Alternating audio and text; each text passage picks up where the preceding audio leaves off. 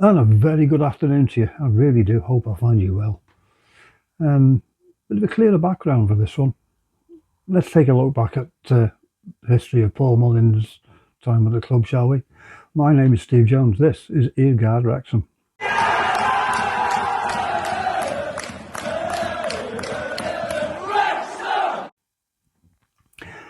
So it's been confirmed that the day we were dreading, Paul Mullin leaves the racecourse. Sad day for me personally because I think he's the one of the most natural goal scorers I've seen in my time supporting the club. But let's have a look back, shall we? Paul Philip Mullin, born in Liverpool, 9th of November 1994, and as he stands at the moment, 1.77 metres or 5'10" in his sock feet. Paul joined us July the 23rd, 2021, from Cambridge, where he'd had a pretty good season. The season previous, scoring 32 in 42, which is pretty good going. It's very rare to see a player have a stand named after him while he's still playing. It's a pretty unique honour. Paul made his first team non-competitive debut for us in a friendly against Burnley.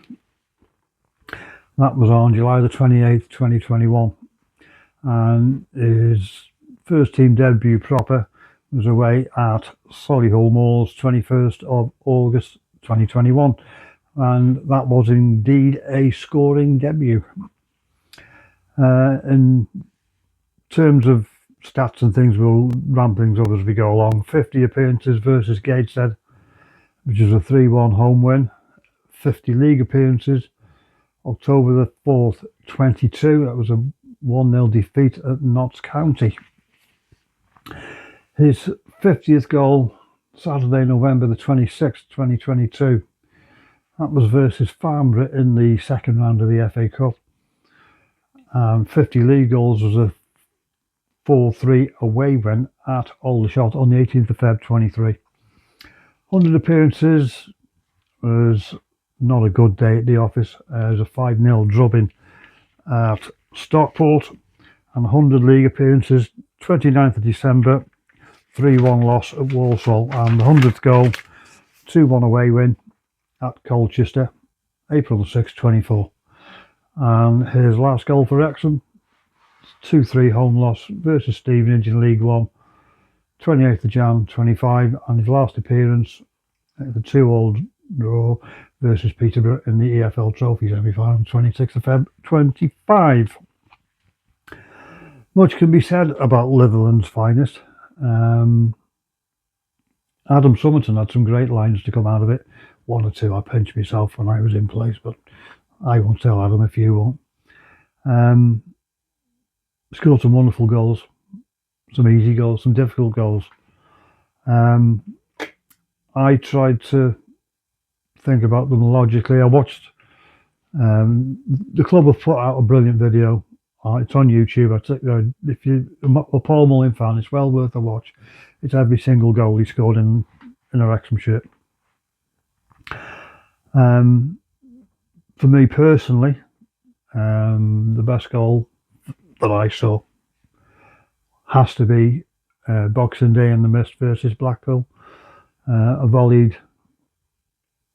A cross volley really, full volley across the keeper, far corner from the Macron stand to Cop end. Absolutely brilliant finish. Two or three touches up on the thigh, on the full, straight over the keeper. The keeper didn't stand a chance. There were some others. The two Boreham Wood goals. Again, finishes of absolute top quality.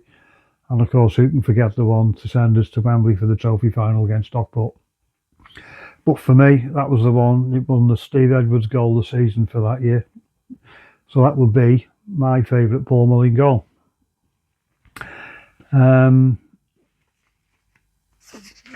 Where did it start to go wrong? We'll touch on that in a minute. I've just got a couple of other stats I just want to throw in. I've just flipped my notes and I'm going about things in the wrong order. Let's get back on track, shall we? Just to put into context Mull's scoring ratios. Ronnie Hewitt is 10th, Mulls is 9th in the goal scoring tables. Ronnie Hewitt scored 109, one less, but in 267 games. Tommy Gordon is in 8th.